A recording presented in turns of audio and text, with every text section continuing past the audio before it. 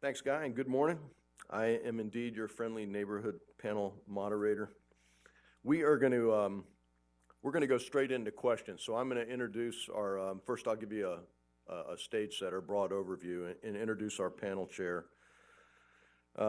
And then after Chris gives his overview to tee this up in the substance, and then we'll start directly into questions. I'll ask each of our panelists to briefly introduce themselves with particular focus on why in the world are you on this panel, so it's a bit more relevant to our audience.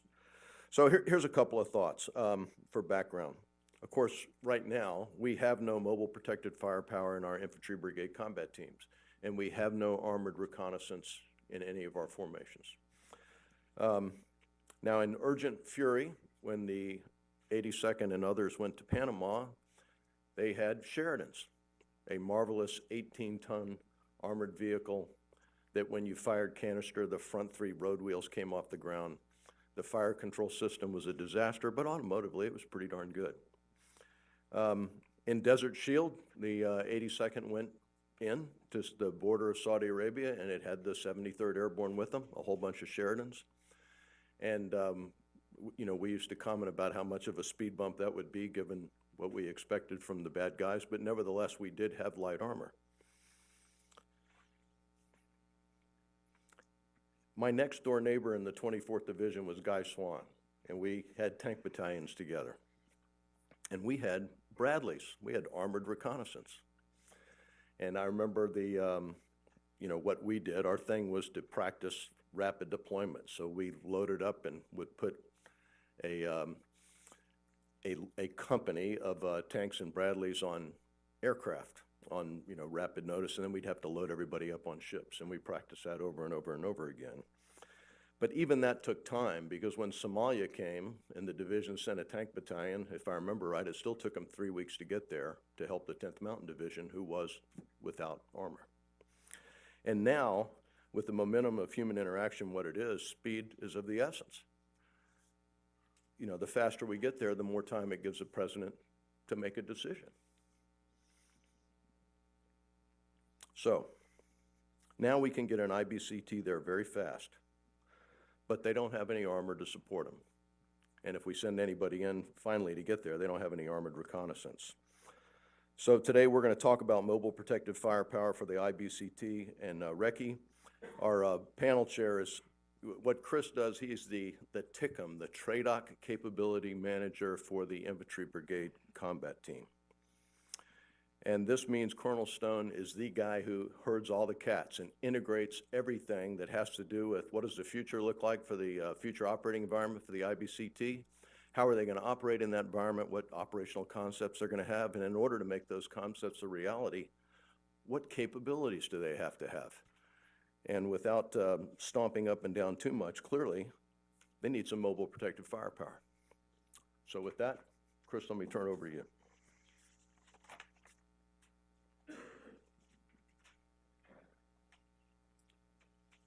Sir, thank you for that introduction. Unlike General Walker, I was not General Swan's neighbor at Fort Stewart. I was a platoon leader in his battalion, so a little different relationship then, but it was a greght opportunity to serve with both of these fine gentlemen, and 24th ID reunion here. As stated, I'm the TRADOC Capability Manager for IBCTs. I have lots of bosses, thankfully. Some are in the room, some are out in the hallway, and some are not here, so I'm quite sure during this time period I'll get an opportunity to offend everyone. It is very, as stated earlier, very difficult to herd cats. General Wesley inspired me this morning with using a video as part of his introduction, so I will try to do the same thing. I will caution you, the video was an attempt from TRADOC to illustrate how we're going to best use vehicles in a scenario, as discussed earlier. We have a information war. We need to figure out how to better inform leaders and the Hill on what we are trying to get after with our acquisition programs. This video is an attempt. You'll realize it is in no way an attempt to cut into Pixar's lane. So that is quite clear. So at this time, I'm just going to turn it over briefly to General Wesley, who will make some quick comments on this project. Thanks, Chris. So I just want to reinforce what Chris just said about this video. It's not just for the Hill. We used it for our leadership to explain the operational requirements requirements that we're trying to put together here. And this goes to that risk issue I was talking about earlier, collaboration and risk. What we're doing with this video is we wanted to communicate with you. And so just like it's not sufficient for me at the Maneuver Center of Excellence to develop requirements, throw them over to transom, and then wait till a product comes out of the assembly line, I've got to be collaborating with you throughout the life cycle of this thing. Likewise, it's equally important for those that are developing systems against the requirements to understand the nuances of how we intend to use it. So it would be insufficient to build a platform just based on the KPPs, KSAs, and the objective requirements, because then you might end up building the Frankenstein. This gives you the nuance to understand that, I was out on the floor and I talked to a number of industry, and I can see things being built or designed that some ways might miss the mark, not because they weren't consistent with the objective requirements, but because there wasn't maybe a nuanced understanding of how it would apply. So this is what I'm talking about, so it's got to go both ways.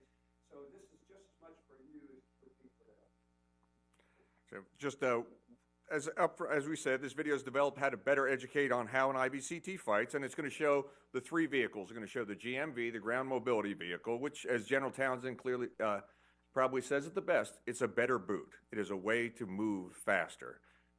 And the LRV, as discussed, it is a light reconnaissance vehicle. It is giving a capability to our Cav Scouts that we currently are lacking in.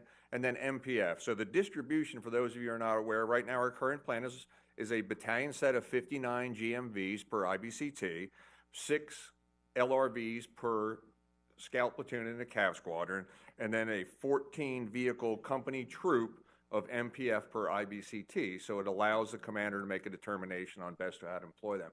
Without further, I would like to cut to the video.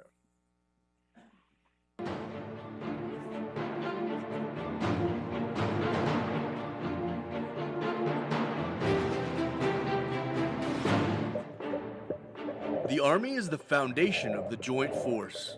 By combining well-trained soldiers and adaptive leaders with robust and technologically advanced combat capabilities, the Army can respond to a crisis or threats to national security and execute operations in any environment. The Combat Vehicle Modernization Strategy, or CVMS, describes the importance of effective modern combat vehicles in current and anticipated combat operations. The combination of speed, protection, and lethality that combat vehicles provide, along with their ability to work in concert with many types of ground forces, provide the Army a critical advantage in defeating enemy forces. The Army cannot predict who, when, or where it will fight, but it is certain that combat vehicles are a consistent requirement on an inconsistent landscape. The Army has 3 types of Brigade Combat Teams, or BCTs: Armored BCT, Striker BCT, and Infantry BCT. This video will focus on the IBCT modernization.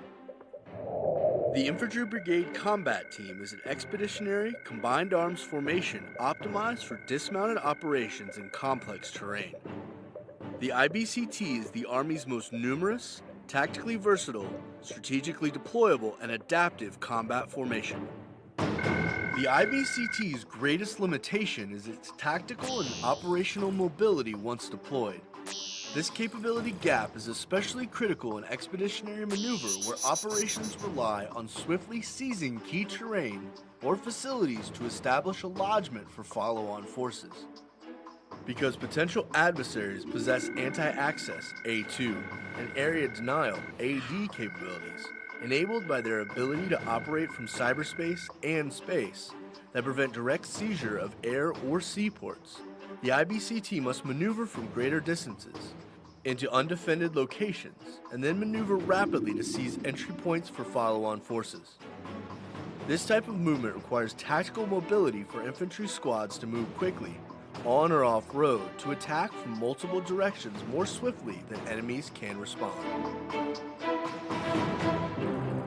Today's infantry units are largely mobile and can move at less than 3 miles per hour once they exit a vehicle, helicopter, or aircraft, carrying up to 120 pounds of equipment, not including additional weaponry.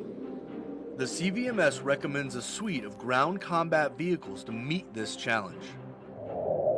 The Ground Mobility Vehicle, or GMV, transports a 9-soldier infantry squad quickly from dispersed and offset drop zones and landing strips to assault positions. The Light Reconnaissance Vehicle, or LRV, enables the scout squad to conduct appropriate combinations of mounted and dismounted reconnaissance, and provide security for GMV-mounted infantry squads during approach marches to the objective.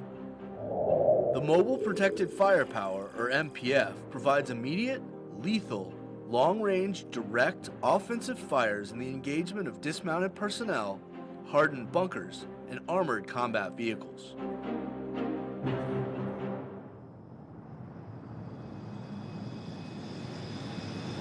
In crisis situations, the United States will depend on the Army to deploy forces to seize and secure key terrain, particularly enemy airfields and other entry points.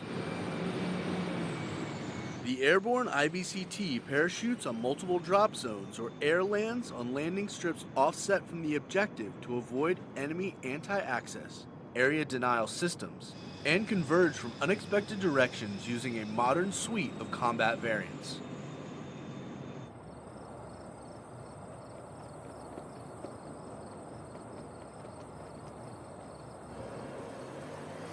LRVs employ stealthy reconnaissance ahead of the main body to prevent enemy observation, while soldiers prepare GMVs to move across country in tactical, mounted formations. Scouts employ LRVs to gain and maintain contact with the enemy and identify enemy positions prior to them compromising the IBCT's freedom of maneuver.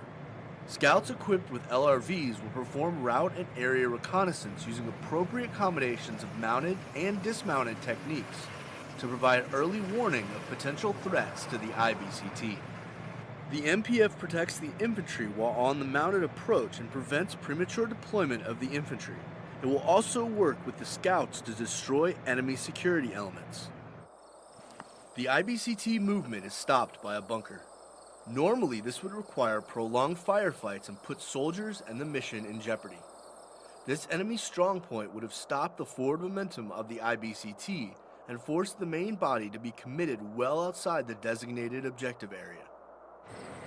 The MPF engages and destroys the threat with direct fire.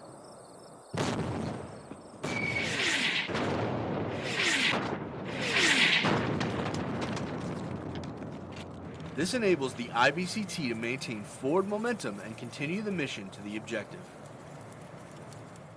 The IBCT identifies the two main objectives briefed during mission planning: an air defense station on a hilltop and the fortified fighting positions around the airfield. Scouts deployed in and from LRVs will identify a GMV dismount location. MPF vehicle commanders will position their vehicles to provide local security. GMVs are staged at the infantry dismount location, and infantry prepare to assault the objective. In preparation for the attack on the first objective, reconnaissance formations utilizing LRVs confirm enemy locations and inform the ground commander. Infantry squads with MPF in support assault the objective.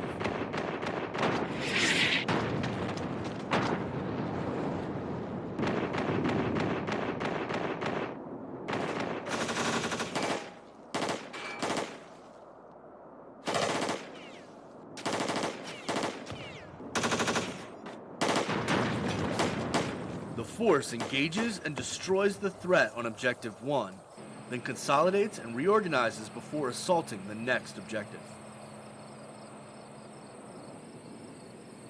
The second assault on Objective 2 will target the fortified positions around the airfield and securing buildings near the runway, then seize the runway.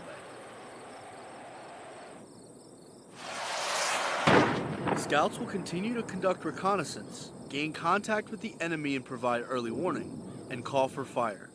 Scouts will identify threat locations to alert the infantry commander.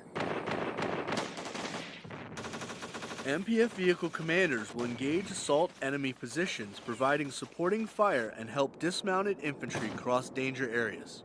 The IBCT engages and destroys the enemy on the objective, securing and expanding the lodgment for follow-on forces.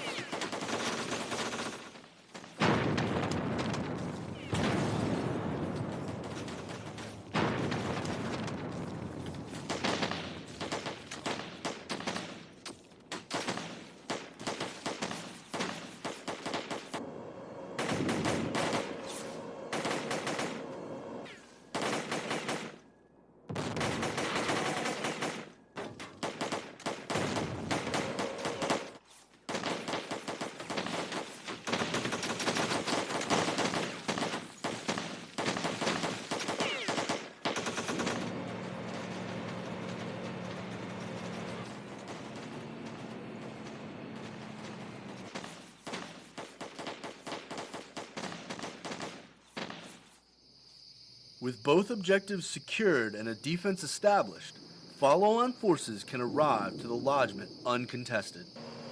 Together, GMV, LRV, and MPF provide commanders freedom of movement and action, enhancing an IBCT's ability to accomplish their mission in the conduct of expeditionary maneuver. Now, our forces can present multiple dilemmas to the enemy and overcome the challenges needed to win against capable and adaptive enemies.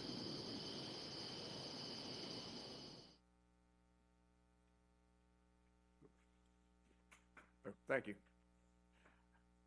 Not as good as Pixar, but better than a Lego movie, but I think it hits the mark on doing a job of setting a stage to inform. So I appreciate your attention. This time I'll turn it back over to General Walker.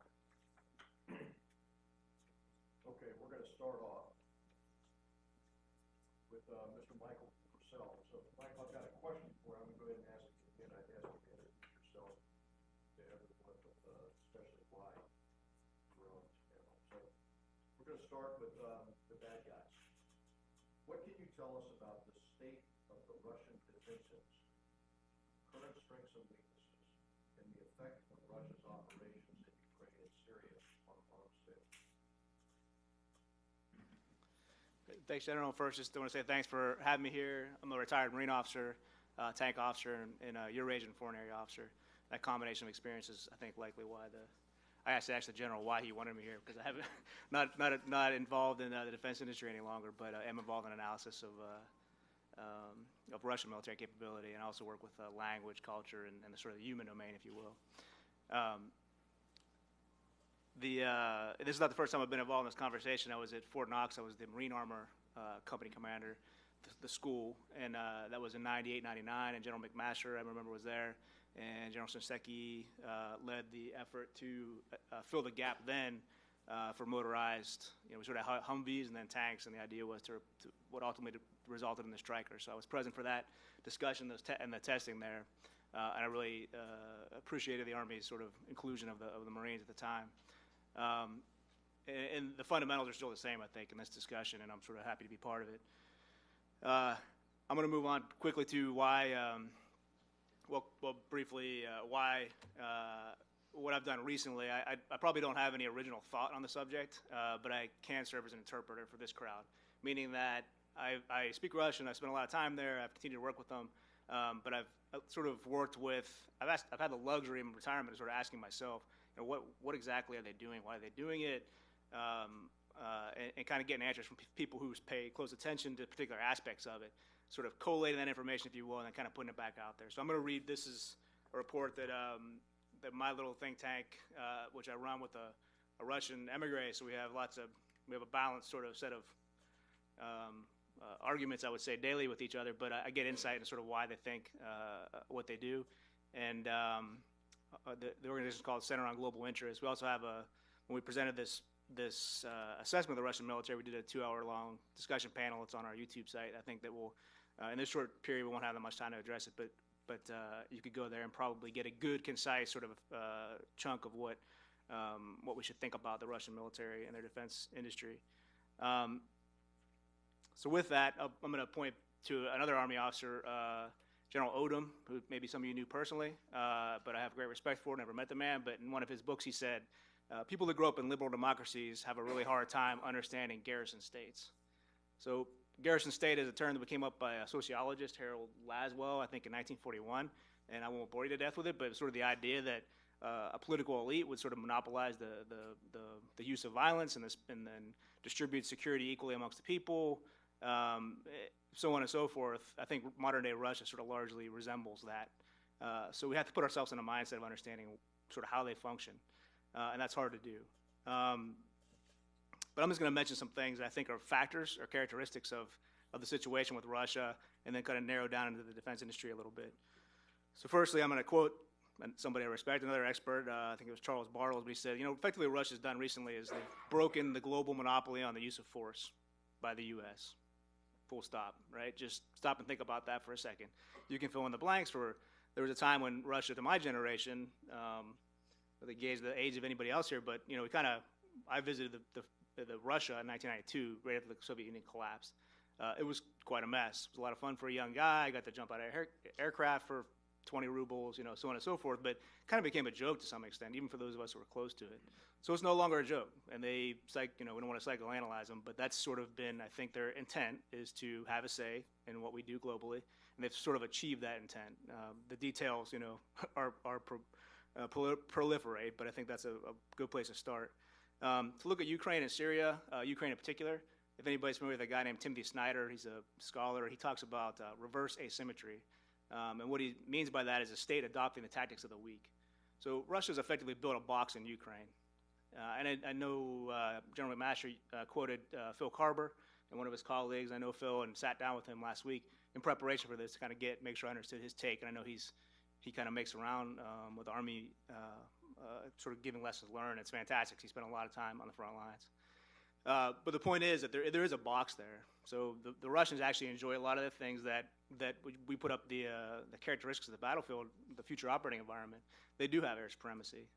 They don't have contested domains. They've created this box and they operate within it. So I would just kind of take it with a grain of salt. This is probably not them exercising their sort of future version of warfare, but rather using it as an opportunity to test things out. So the lessons will come out of that box, if you will, for their future development, both tactically, you know, across the .mil-PF spectrum. I kind of look at Syria the same way. They certainly see it as an advertisement, and arms sales have gone up as a result of this, I think. But I also would sort of go the other direction, look at Syria, what they're doing there, and think about their ability to take lessons learned out. Which leads me to the next point, that the Russians are bureaucratically competent in a way that we're sort of not accustomed to in a near-peer competitor. And there was a great book years ago that talked about the Tsarist Empire and how bureaucratically competent it was. And again, this is kind of a change of frame of reference. The Russians are not these sort of people that can't produce consumer goods but waste all their money on tanks. They still struggle in that way, but they're bureaucratically competent. And we work with the Russian military and the defense sector.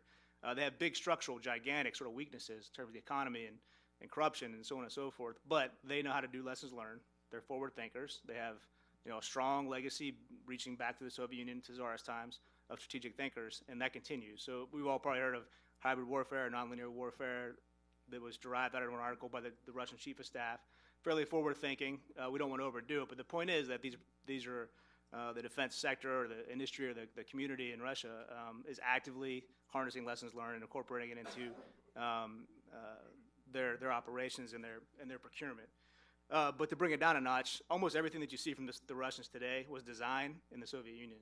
The Soviet Union kind of collapsed at its technical apex, really. Politically, economically, it was bankrupt, but technically it was fairly competent. And you heard, I just yesterday kind of making sure that I was accurate when I said this, but Rogozin, who's I think still their ambassador to NATO, said something to the effect of everything we have today, was designed in the Soviet Union. So what does that tell you? I'm not sure, but it's worth thinking about.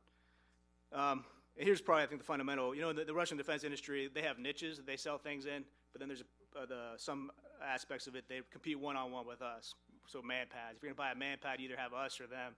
They don't operate in the same rules, right? They don't operate in the same rules morally on the battlefield, clearly as evidence in Syria. It was referenced earlier today. They also, in terms of proliferation and sale of weapons, don't operate under the same legal constraints that we do. So, again, I want to back out just for a second and think about the framework of the way they operate, sort of demystify, in a sense, what they do. And on the battlefield in Ukraine, in Syria, we see modern, capable forces. But I think we want to sort of moderate our conclusions from that. And while it certainly makes the case, and I think that's part of and I agree with this, that our defense industry should be more aggressive in terms of matching or overmatching their capabilities, particularly around combat vehicles. Nonetheless, don't get too excited about their ability to sort of fight as an army. We really haven't seen that, right? So I'm going to conclude with that, sir, if that's sufficient. Thanks very much. Next, I'll tee this up for Mr. Dave Dearson. And Dave, again, if you'd address this question, but tell us what you do at Oshkosh Defense. So, as previously discussed, the current lack of mobile lethality limits the IBCT's ability to create operational depth, develop situational understanding, preserve options, and sustain operational tempo and freedom of maneuver. So what are the potential near-term options to support IBCT missions? All right, well, thank you, sir. Thank you, sir. Again, my name is Dave Dearson. Thank you for having me here on the panel. Appreciate it, given the opportunity for Oshkosh Defense to participate. I'm also a retired Marine Corps officer, aviation logistics by background, as well as acquisition. So at Oshkosh Defense, I'm Vice President General Manager for defense programs, joint programs. So primary responsibility is a JLTV program. So we're getting in the progress right now in low rate initial production of the JLTV. So the intent is a full rate production decision coming up here first quarter of FY19, and then follow on fielding starting that fiscal year to the IBCTs. So JLTV, the program of record, which is coming along, just touch on a little bit of some of the things that JLTV can do. Obviously, JLTV is not a be-all, end-all vehicle. It's not designed to fill all the gaps or do everything that's required, but there are certain capabilities and functions that JLTV does bring to the warfighter. Some of the key areas I think that supports the IBCT, and it's good to see that video. That's a very good, useful tool, I think, from an industry perspective to see kind of the thought process and the thinking, because we normally get a lot of verbiage on paper, reams and reams of paper with requirements and so forth. Getting that understanding of here's the notional concept of operations will probably help inform us and influence how we develop some capabilities. But from a JLTV perspective, one of the things I think that we tried doing, the JLTV program when it started out was a lot of different capabilities trying to wrap into one. But really what JLTV is about is trying to balance that iron triangle of payload performance and protection. And I think from a platform perspective, being able to have, for the future requirements, a platform that's adaptable, flexible, so that as the missions change, I mean, we know and we've seen in the last couple of wars, the enemy isn't stagnant. We come up with something good, they're going to come up with something generally low cost and very effective to counter it. So you want platforms that are flexible and adaptable. I think the JLTV platform does bring that to the warfighter and allow you to adapt as time goes on. For instance, from a JLTV perspective, the vehicle platform is designed to be agnostic when it comes to either C4, electronic systems, or even weapon systems. You're looking at a base vehicle platform that can then just be adapted, whether it's adapting the C4, changing the backbone for different radios, etc., plug and play, whether it's adjusting the weapon systems from light machine guns up through medium caliber weapons and so forth. So I think that's one of the key things that JLTV is kind of bringing to the mix for the warfighter. The other area is that not only can it do that up front, but it's reconfigurable for the future as well. Again, things are going to change. You need to have that capability. The warfighter, whether it's the battalion commander or whom, identifying what those missions are and get that proper configuration to be able to execute the mission. And I think that's where, the platforms, as they're being developed, you need to look at that flexibility, that adaptability to the future. Vehicles that are coming out, especially tactical wheeled vehicles right now, they have a service life of many years. They're going to be out there for 20, 30, 40 years. So, it's best if we can try and get a platform that can be adaptable for the future, without having to, completely reconfigure, buy a new program, so to speak. So, thank you. Thanks, Dave. And Dr. Chris Pernin, here's your tee-up question. Again, if you'll tell us your focus area at RAND. So the mobile protected firepower requirements are still being developed. Although there's a signed ICD and a draft CDD, which has been met with good support throughout the Army, still there's a lot of decisions that need to be made as to what the vehicle will look like in the future. Could you describe some of the big trade-offs with regard to this platform, with regard to what it might look like and some of the pros and cons of each? Thanks, General. Happy to be here. Chris Pernin. I've been at RAND for almost 20 years now, and I'm currently a senior scientist there, and previously I was a director of force development, so I dealt with all the force development work for the Army and technology work and acquisition work, so I've got experience on a lot of this stuff. Right now we're doing a project right now for MCO on MPF, so I'm here to share a couple thoughts, at least some of the trade space thoughts on what MPF might look like in the future. I think General McMaster earlier mentioned a few things that are pretty important to the context for MPF looking forward. Procurement counts are way down. I think the number he threw out there was 75%. And we've seen actually a lot of investments still being made, though, but they're being made in things like Abrams and Stryker and things that we know quite a bit about. Very important ECP upgrades, very important lethality, protection, networking upgrades. But we still see and we still hear a lot of discussion about some of the failures in the past.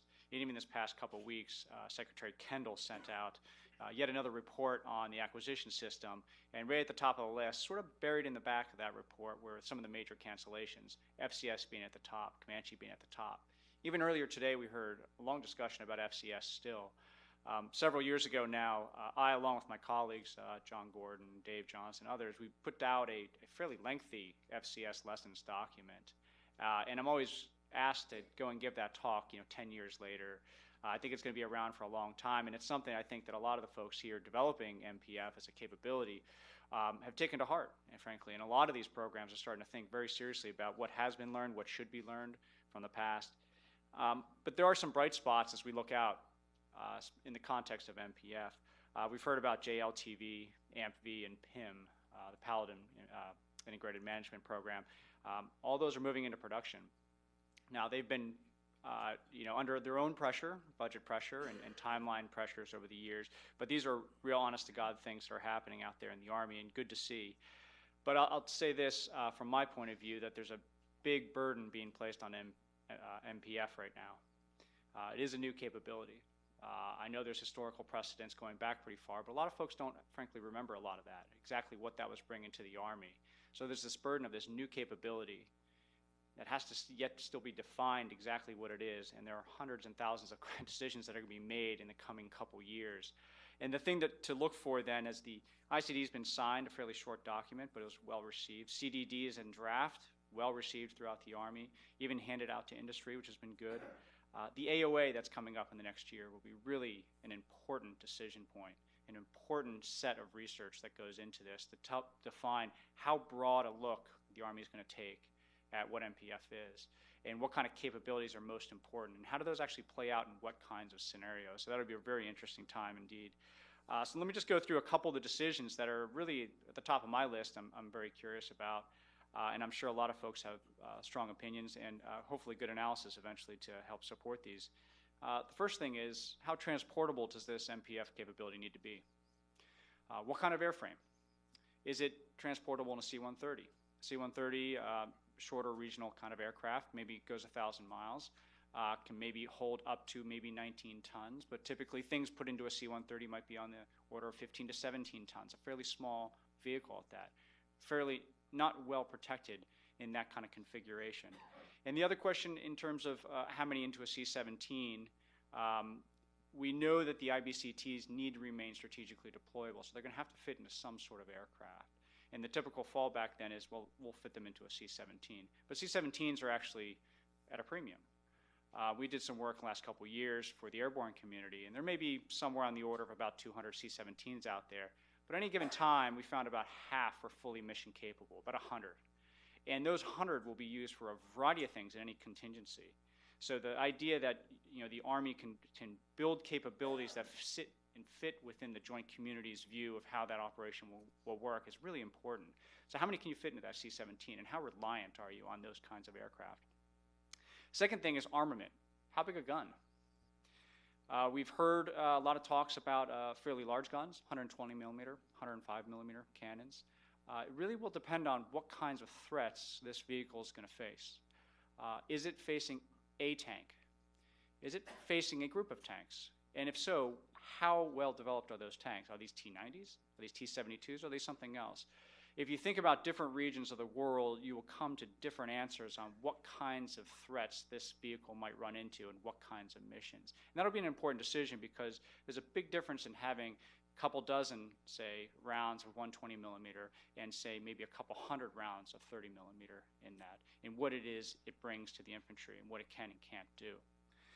Third thing is armor, and this is obviously an issue that's top on people's minds, especially coming out of Iraq and Afghanistan.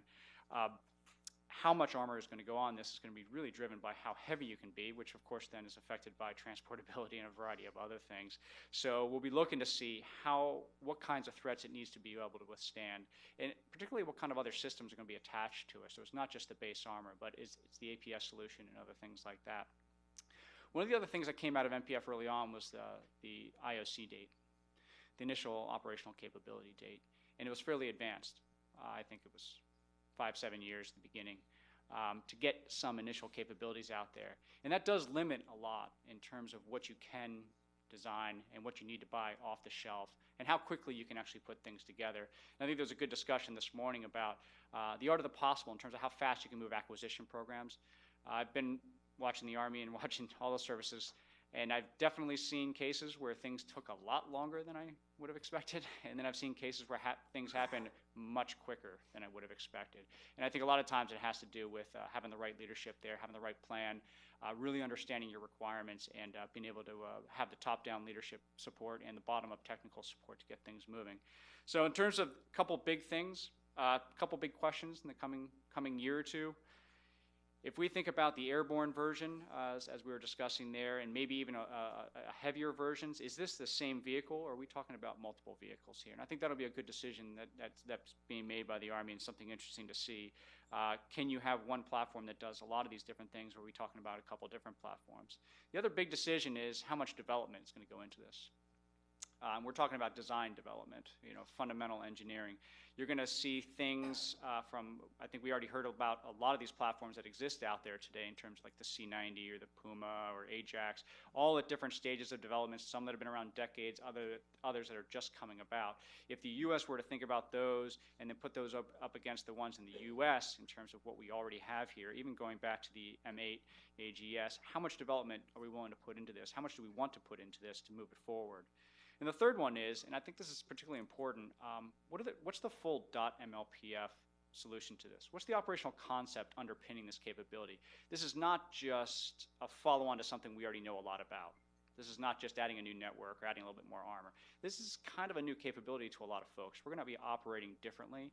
Let's get that right. One of the things that the FCS program did do, probably correctly, was a fairly robust O&O early on that a lot of people, eventually it seemed it may be overshot, but at least it provided a foundation, some really critical thinking about how the Army wants to operate. If we're talking about a new capability like MPF, it'll be interesting to see how the infantry is expecting to operate. And those videos like that behind us, I think go a long way in trying to get people's minds around what's going to be different about the infantry in the future.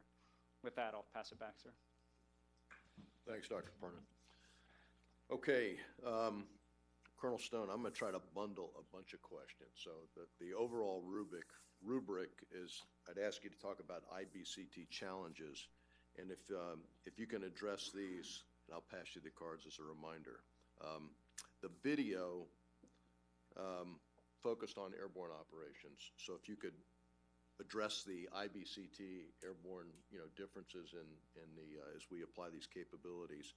And how do you see IBCT use in megacities, which is, part of the environment we expect? The film also focused on IBCT naturally, but it didn't really talk about combat aviation brigade and artillery. And of course, everything we do is combined arms. So if you could kind of reconcile that piece. And the last piece that I'd ask you to address in there is reconnaissance. We've got all kinds of remote, if you will, land, air, space-based reconnaissance. But we used to always talk about you got to fight for your intelligence. So how do we reconcile those? A nice big one.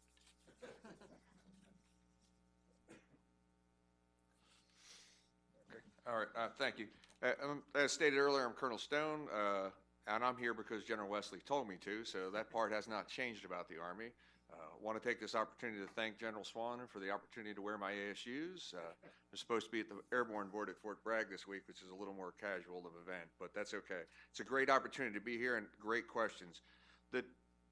First off, this combat vehicle modernization strategy, as far as the IBCT goes, really goes after two major capability gaps we're facing, which is soldiers' load and tactical and operational mobility. We have been dealing with those for a very long time, and honestly made very little headway in those two areas. We've been running date rotations down at JRTC for the past 6 years, full spectrum operations, going back and fighting a hybrid threat, and we see that we're making very little progress in the area of how we address soldiers' load and how we address mobility, the tactical and operational. So this project has really come on hot and heavy in the past 18 months, and it is getting great emphasis. The Chief of Staff of the Army personally has taken this as one of his top 3 priorities. As stated earlier by Chris, there is not a lot of people that have a lot of knowledge about the Sheridans. People kind of look back and say that was the last MPF capability that existed in IBCT formation. The challenge for us is the Chief of Staff was a Sheridan platoon leader, so he infinitely knows about the capabilities of that system.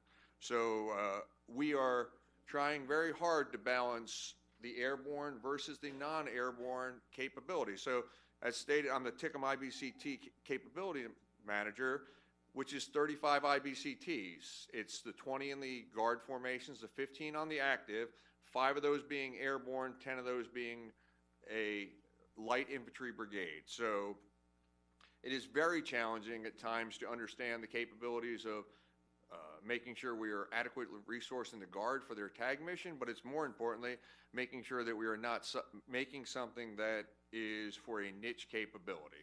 This is a lot of effort to develop a platform that will give us a capability that we're sorely lacking. As you understand right now, I mean, shown in the video, a machine gun can stop an infantry company, bring them to a standstill, and force them to go into a lengthy reaction to reduce that threat. MPF gives them the ability to deal with that readily. The reason in the video you're not seeing the combined arms piece, and some of it was alluded to earlier. The Vice challenged us, I want to say about 4 months ago in a AROC about a radio system, about looking at fighting an entire campaign in a denied and degraded satellite environment. Most of us had all looked at fighting in a very short duration in a denied and degraded. But in that particular one, it was an MNVR AROC. He asked us to look at an entire campaign. So you lose the capability to have a lot of those threats. And what is MPF? MPF is something that is readily responsible to the commander on the ground, and it is an all-weather capability. CAS is wonderful. General Patton, you go back to the historical examples of World War II and the Battle of the Bulge, the prayer for good weather is not something we want to put in the planning factors. So we have giving this capability down to the formations is giving them something that they are readily able to control and is directly responsive. And Chris discussed it. We have to look at making something that is able to be a capable vehicle to face the threats we're going to face. So IBCTs are designed to fight in restrictive terrain. Part of that restrictive terrain is megacities. We understand that we will continue to face a lot of those challenges, and we will be primarily focused in fighting in those areas. This will give us a much greater capability to fight in those areas. We are not primarily designed to fight against armored forces, but we have to have the capability to deter an armored threat. I mean, if you think back, the 2 best historical examples about IBCTs against armored formations are both from the 325 Airborne Infantry Regiment. The first being, the famous poster from the Battle of the Bulge with the soldier from the 82nd Airborne Division telling the tank destroyer to park behind him because I'm from the 82nd and this is as far as the bastards are going. And that was where the line was drawn. The second example is you go back to General Vines when he was commanding 4th of the 325. When we drew the line in the sand in the desert, that was 1 infantry battalion, wrapped strategically deployable, placed on the ground, and his credible threat was 20 tow launchers on Humvees that was able to draw that initial line as we were able to slowly build up our forces and then get into our going from Desert Shield to Desert Sword to conduct that operation.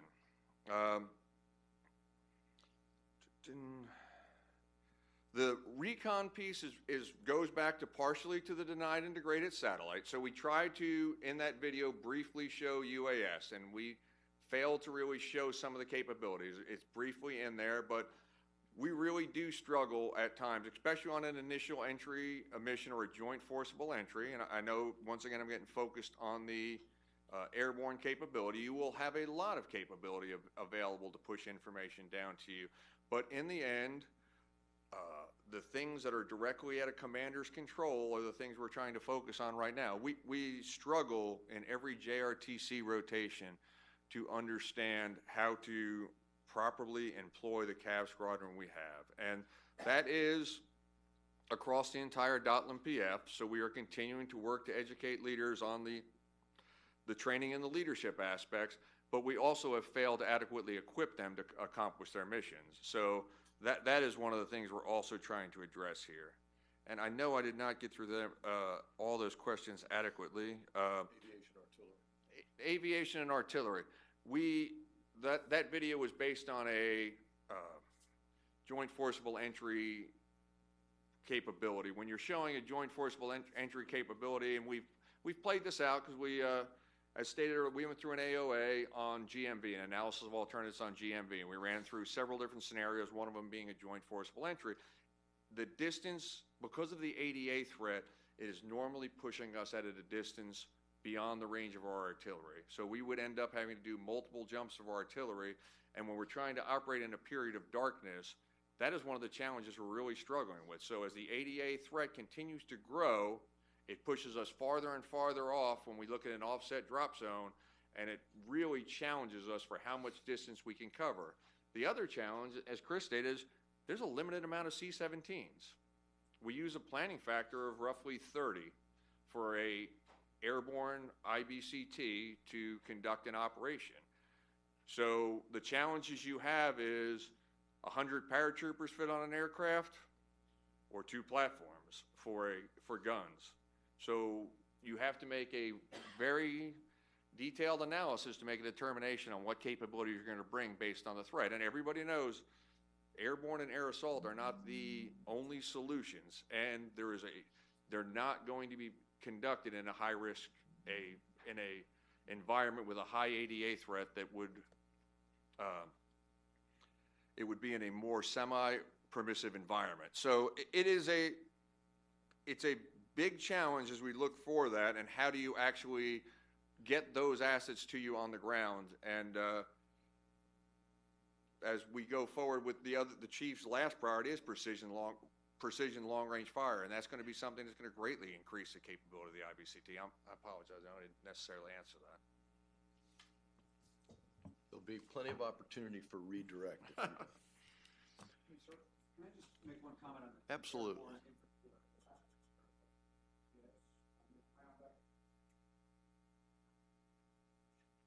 I just wanted to comment on this issue of the airborne question, because I think you mentioned it, Dr. Perrin, and sir, you asked the question earlier. How do we reconcile that? And I'll tell you everything I know in the interest of what I spoke about up front, and being candid with you. So the video lays out an airborne scenario. Equally applicable would be a roll-on, roll-off scenario. Early, when we went to the senior leadership with the requirements, what we were articulating, frankly, is not so much MPF as mobile firepower protected. That is, early we were arguing that transportability is what we need to optimize. The senior leadership was concerned that if we did that, we would sub-optimize the eyes if we were seeking to get an LVAD option, and we would be putting the IBCTs at a distinct disadvantage. So what they came back with was certain requirements for protection and then deferred LVAD to an objective design. So I guess my point here would be is the outcome of your question, sir, will be dependent on what industry comes up with, because we've retained the objective of LVAD, but also put some constraints on protection. So I know the industry's wrestling with that, but I wouldn't want you to walk away with a definitive answer. We haven't decided to build 2 vehicles. It's dependent on what you all bring back. Obviously, it's better for the force if we have a single vehicle. So I don't know if that clarified it. I'm prepared to follow up if it didn't. We shall pause. Any follow-up on that particular issue, the airborne brigade combat team versus IBCT? Yes, sir. If I could, I don't think we really addressed the question. The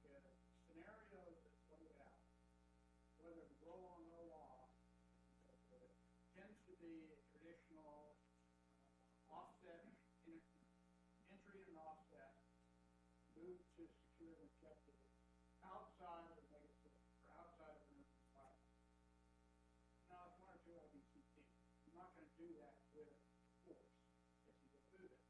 So if you think about how we're going to use that force, the number of brigades we have out there, we're going to use it in an environment that you described tends to be urban, mega city kind of environment. So when you put that force into that environment, how does the mobile protective firepower enhance that fight? Thinking of all the challenges associated with urban canyons, dense populations, mix between friend and foe in those environments, the notion of not so much air defense, but the third, fourth, fifth story attacks from top, et cetera. Yes, sir. That was one of the things we've looked at in detail as we were going through the MPF process. As we went in the CDD, we looked at the elevation of the gun tube, so we were looking at the issues with the higher threats from third and fourth stories and above. And as General McMaster has alluded to, it gives with the added protection, it gives us a greater capability to get closer to the enemy and make a determination at times in threat versus foe. And I mean, the recent historical examples obviously would be the operations we conducted in Solder City and the operations 2-2 Infantry conducted with the Marine Corps in Fallujah, where having the ability to operate in a combined arms environment, having that firepower to support the infantry as the infantry sets the conditions for the infantry to move building to building. And that is one of our biggest challenges is it is not once you get into a building, once you get to the doorknob, our soldiers are sufficiently trained in what they're going to do inside a building as far as clearing hallways, clearing stairwells, and clearing rooms. The issues we are having is how do you set the conditions for them to move across the dangerous spaces in that environment, and how is MPF going to actually give them a greater capability? It's going to have, in addition to a main cannon, it's going to have two coax machine guns, and as I stated earlier, it's also going to have that added protection that allows it to get in a position where it can be exposed to a little greater fire. I use examples when I was fighting out on the Syrian border with the 82nd Airborne supporting General Teeples, or Colonel Teeples in 3CR. We were using the M1s on a separate axis of approach from the light infantry. What did the M1s do? The M1s drew a lot of the fire because, one, the noise they produced, they were great attraction, allowed us to move very quickly on dismounted avenues approach separate to the M1s and get to the doorknob and be able to conduct the operations we needed to. Sir, I'm not sure I fully answered your question, sir.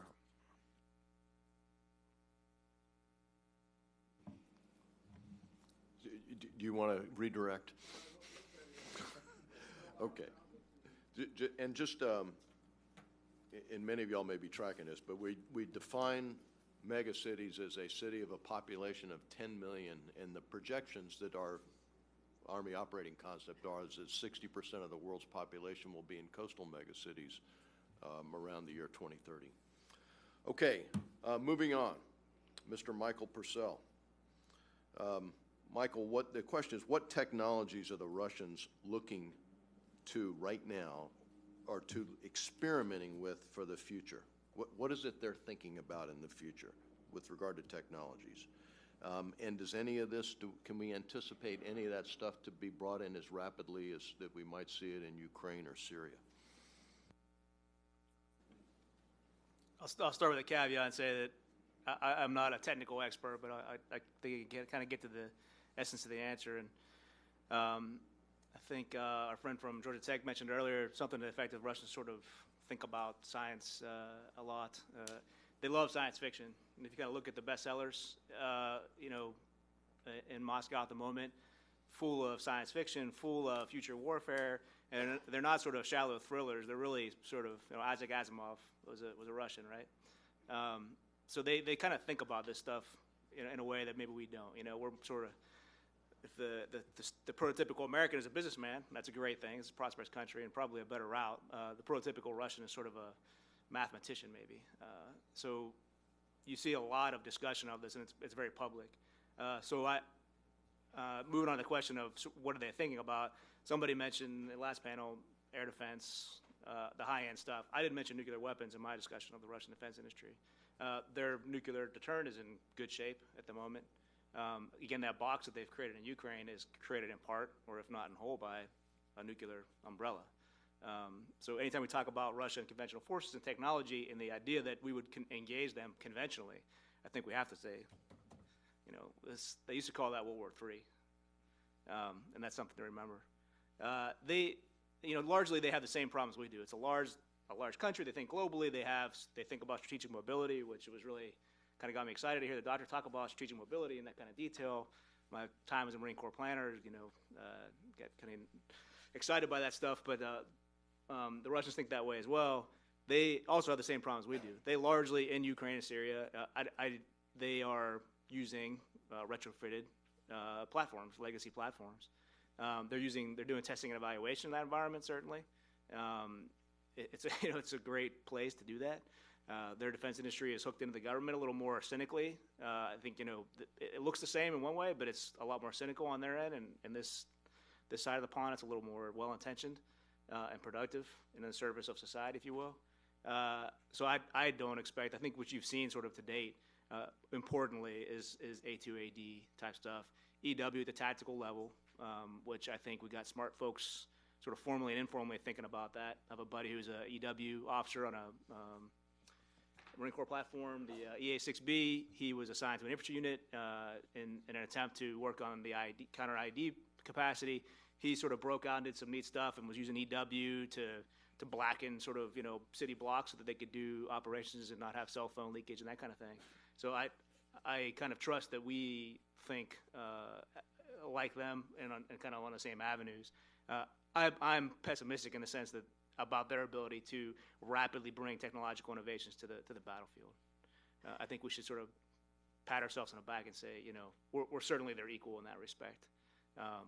But backing out, once again, the big picture, A2AD and EW, and then to once again mention the nuclear umbrella that we kind of got to think about every time we mention that country and talk about conventional deterrence is important to me. Thanks, Michael. And the good news is we got plenty of questions. So, So how about the Russian ability with the Amrata-14 and that whole family of vehicles that are being created right now? That seems to be somewhat impressive. Yeah, I mean, it's not to sort of say I'm not impressed, but when we look at as a tanker, you know, we look at what we've had in the past and what they've done. They've typically done small scale, you know, smaller runs of more variants for more purposes, right? I've always wanted to find out who said this first, but I loved it as a commander to say there's no such thing as a bad weapon, there's just bad tactics. You know, you fight with what you have at the moment, and the Russians tend to, I think they're sort of state-controlled defense industry. They're able to solve specific problems more quickly than we are. Doesn't mean it's better stuff, but if you build a vehicle that's designed for urban combat and can roll it through the production line and get it in the battlefield, well, then that's an opportunity to sort of rapidly understand and test and evaluate. So, I mean, again, I don't want to sort of get into discussing specific technologies because I don't think that's my place. But I would say that if you don't respect their ability to continue to do that, then you're mistaken. I don't think I need to convince anybody in this room that that's the case. General Master said earlier, it's easy to sort of wow politicians or people that are involved in international affairs without military experiences, the capability of certain equipment, but much harder to describe to convince them of the limitations of it. You kind of have to go to war with something to get really intensely concerned about the limitations of a piece of equipment. And they have in Russian, it's repetitia, it's a kak matuchenia, it's a repetition is the mother of learning, right? Like they understand that, and that their history of sort of being a garrison state, I think, allows them to continue to more rapidly bring those things out, not in the numbers that would necessarily concern us, but it's a near peer or peer competitor at that tactical engagement is a reality, I think. okay, thanks, Michael. Now, with 10 minutes to go, what I'm going to try to do is bundle some questions so I get as many y'all's questions as possible and still come back and have the last word with TICM IBCT. So for Oshkosh, I'm pulling two together. Noting that the JLTV is an interim solution for the LRV requirement, what are the Army's LRV requirements for the future and shortfalls of the JLTV in that regard? And bundled with that, based on the survivability challenges that we've had over the past few years with Humvees and others, Stryker before double V hulling, will the Army have to up-armor the JLTV eventually in order to mitigate, future IED developments? All right, great questions. I'll take the easy one first. The second one, from a survivability perspective. The JLTV was designed initially with multiple levels of scalable protection, up to base level MRAP levels of protection. There was a different requirement at the time for the Marine Corps for a slightly less from an underbody protection. I think through the development process, through the competition, everyone was able to demonstrate that you could get the terrain mobility at a higher weight, at a higher level of survivability. From a JLTV perspective, from the Oshkosh Defense JLTV, is that we have spent a lot of time, effort, money on a survivable platform that is able to not only meet and or exceed the current requirements that are out there, but as I mentioned previously, that flexibility to be able to be adaptable and take other packages for survivability in the future. So from a complete redesign, obviously not. I don't believe so. But there are other capabilities from, we were talking active protection system earlier, being able to bring those on board, which aren't currently a capability or a requirement, I should say. Is a capability there for a JLTV?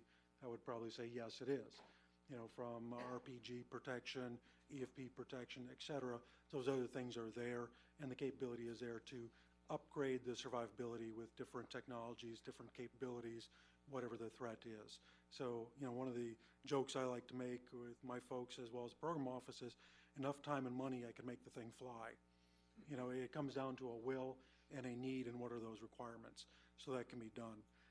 From an LRV perspective,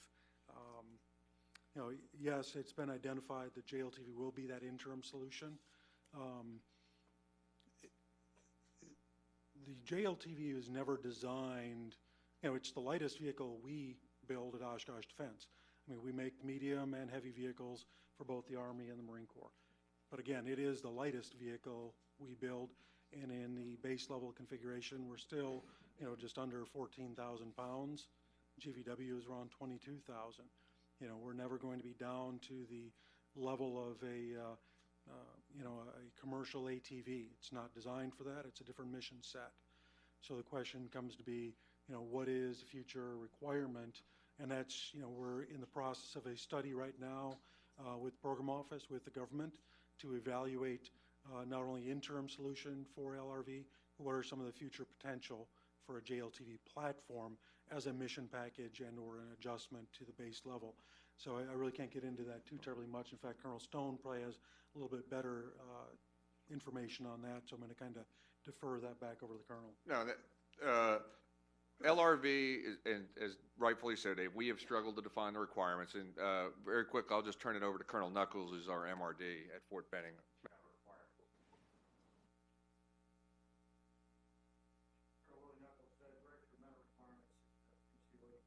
Colonel Wesley. So a couple of quick points. The draft LRV requirements, which have been out there for a little while, LVAD, 6 packs capacity. The JLTV has 4.